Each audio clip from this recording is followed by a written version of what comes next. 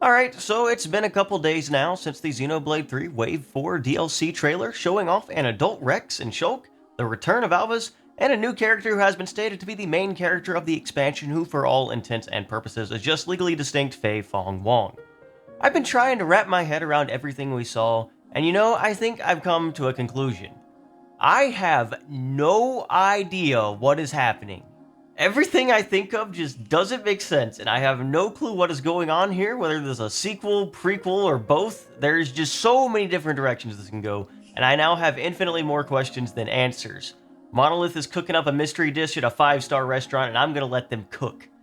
So now that we've established I am clueless about the direction of this, I did want to at least analyze the trailer and make observations about everything I have noticed and seen mentioned and wildly speculate about where this could be going because there are a lot of possibilities. Those possibilities are going to be the focus of this video and I'm going to pretend I know what I'm talking about.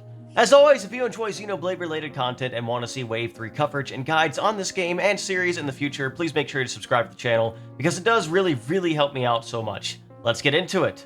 So you might be wondering just how much is there to talk about from a 15 to 20 second clip we got, and let me tell you, there is no one better at coming up with a ton of wild speculation based on minimal information than Xeno fans, let me tell you. So we're just going to start at the beginning here. This is very obviously Alvis. When it zooms in a second, you can see his core crystal necklace type thing, which is probably just actually attached to his skin if he's anything like his other siblings. Looks like he's got the original Monado in his hand. I can't really tell for sure because it's just hard to see the visual super clearly here. He's got golden wings that look similar to Zanza coming out of the back of him. Now, there was a lot of speculation before this trailer that Alvis could be the mysterious Console A that was absent from the base game since we had all 25 other letters covered, which could definitely be a real possibility now that he's finally shown up. The way I see it, there's a couple different ways this could go depending on when this cutscene takes place. So in the timeline of events, Origin is built to stop the destruction of the two worlds by essentially rebuilding them at the moment they would collapse and be destroyed. Humanity, in their fear of this uncertain future, gave birth to Mobius and Zed in order to keep things the same. If we remember what Shulk said at the end of Xenoblade 1, we wish for a world with no need for gods, you know the famous line, essentially the world was left to humanity itself. Alvis, being part of the Trinity processor of the Zohar or Conduit, created the world in a way where humans governed themselves. Afterwards, he disappeared along with the Conduit that was in the Xenoblade 2 universe at that time, which is supposedly the source of all of his power and the other members of the Trinity. If the collective unconscious of humanity is what is governing the new universe that Shulk created since there are now no gods to govern it, it is possible this fear summoned Alvis back to execute the change that humanity wanted, especially because of Rex calling him a heartless machine where nothing would get through to him. It's possible Alvis is simply the one executing the will of humanity, and it's possible he was actually the one behind the creation of Mobius as a form of overseers or control to keep the Endless Now and all that. Shulk and Rex being there in a confrontation could be a way to stop this from happening, and this effort may ultimately end up not bearing any fruit since obviously the base game takes place. This is a solid theory, but my only issue with it is Alvis was never alluded to in-game at all in Xenoblade 3, and that feels like it would be really important to omit. Was he actually there the entire time as part of Mobius? Is he really the reason for everything that is happening now? It's hard to say, and I have a hard time figuring out how he fits into the picture if he wasn't mentioned at all. Because of that, it's possible that this takes place at a different time, maybe before the worlds combine, or even in the future after Aionios is resolved. This cutscene might be at a completely different time than the other quip we see here, which raises even more questions. It really isn't possible to know anything sure about what is going on with Alvis other than he's here, and it seems to be in an antagonistic role, likely corrupted by the will of humanity itself. The wave existence parallels are pretty obvious here, and all the crazy stuff in Xenoblade 3 can definitely be explained if the Zohar or Conduit truly is involved somehow through Alvis. It's also possible all of this happens behind the scenes and is never added to the Mobius lore. But enough of Alvis for now, let's do some quick analysis on the other two characters here. First we have Shulk. He looks very similar to how he looked before. He has a replica Monado type weapon and seems to be using one of the power frames that Keva's characters were using to increase their power to be on par with Agnes-based characters. Rex is also here and he is looking jacked. Bro has been lifting, he's been fighting, he's got the glow up of the century. Appearance aside, an interesting thing to note is that he is dual-wielding what appears to be Pyra's and Mithra's swords, but they don't have the core crystals engraved into the weapons, meaning they could be replicas, and this could mean that Pyra and Mithra are out of action somehow. A morbid theory is that Alvis might be the reason for this, which is why Rex calls him a heartless machine, but I have major doubts about that because they're the most popular characters in the series, so I just can't see them being killed off so easily like that. Shulk and Rex both being here and obviously knowing each other does have some interesting implications that this could already be in some kind of merged world, maybe very early on Aionios. It gets messy when you try to consider how they were supposed to be mentors to the people in the city because the timeline shouldn't really add up in a way that makes sense, but I suppose everything will eventually be answered. Rex and Shulk were mentors of some of the founders and had statues made for the city in the standard Ionios timeline where Rex lost an arm and Shulk his eye, but if this is truly the same timeline, then obviously that hasn't happened yet, and the city happened a little bit into the future because it doesn't actually happen until Noah and Mio's one incarnation had a child, so I don't really know what's going on there at all. Once again, this could easily be explained if it's at a different point in the timeline and may not even be in Ionios at all. It could be after Ionios, since, of course, Shulk and Rex are going to be alive in that timeline once you resolve Ionios because it resumes at the present day and all of that, so there's just so much that could be happening right now.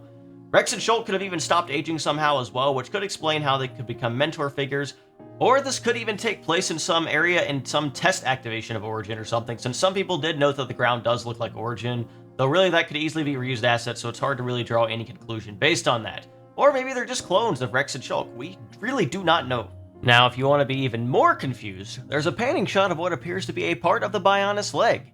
If you look closely in the background of this, you'll see two things. One is the outline of what appears to be a giant monkey, so maybe they finally brought back Rotbart for real. I know everyone's been waiting for that. And two is what appears to be some kind of potential colony or base camp. The colors here resemble Agnes, so it's possible that this is an early post-merge Ionios.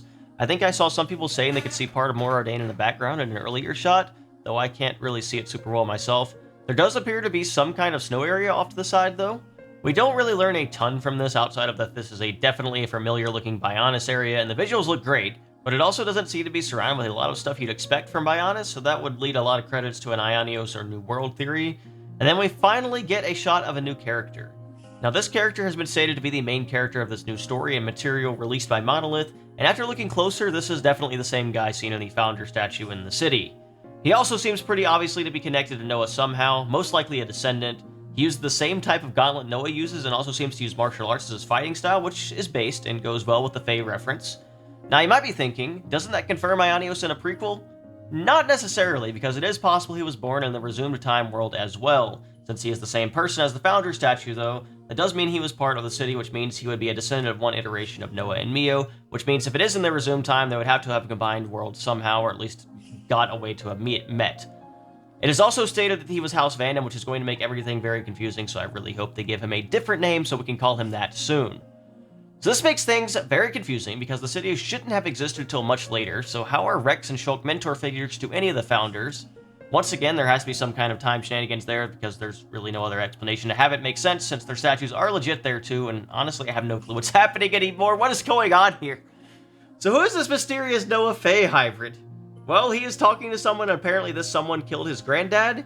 Now, if this is the same child that Noah and Mio had, that would make Rex his grandfather, since obviously the original Mio is Rex and Nia's child. Though it wouldn't have been the original Mio, since she shouldn't be in the Ionios cycle unless they were able to just put people in the cycle upon creating Ionios, and maybe that's what actually happened to most humans who weren't special like Shulk and Rex. I have no idea, honestly, but remember that child was never actually named. I feel like that was probably intentional. Maybe he was just named Vandom, and that's how he got House Vandom. I have no clue. Regardless, genetically, Rex would be his grandfather in this case, and maybe Rex dies fighting, and that leads to the founders for wanting revenge on Mobius or something, and maybe this happens in a different timeline event. I don't know! It's possible he's Noah's grandchild instead, but Noah wasn't killed, he'd evaporated, so maybe he's the grandchild of the nameless boy that we saw Noah hugging instead. Regardless, he seems to be a descendant somehow of Noah. I still have no clue what kind of time shenanigans are going on here. Maybe we just learn about the founders and then jump to some point after Ionios. But it does seem weird for him to exist at the same point as Rex and Shulk, unless maybe Rex and Shulk were sent to Ionios at different points, or their age was frozen like Melia, or Origin recreated them as clones. Like I said, we really do not know enough about this. There is just so many questions this is raising and not enough answers. We do see an image of what looks to be very similar to Mia's Ouroboros form outlined next to him for a brief second in the trailer.